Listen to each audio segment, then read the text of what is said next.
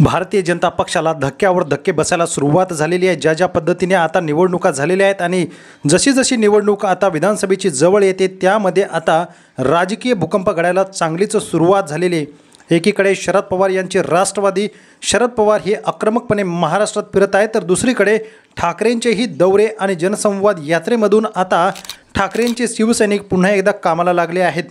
उद्धव ठाकरे यांचा पक्ष फोडणे भारतीय जनता पक्षाला महागात चांगलंच पडू शकतं, तर काँग्रेसही पूर्ण ताकदीने आता पुढे जाताना दिसत आहे।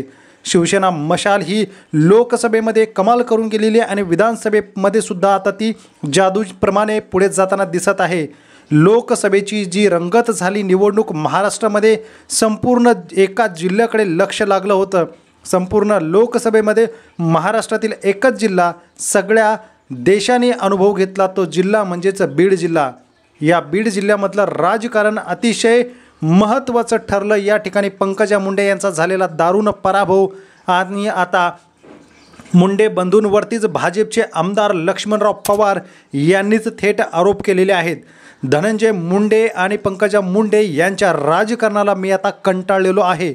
निधी उपलब्ध करून देत नाही, जनतेची कामं कशी करायची। सत्तेत असलेला आमदार जर असं बोलत असेल, यावरून आता हे लक्षात येते की बीडचं राजकारण कुठे गेलेलं आहे।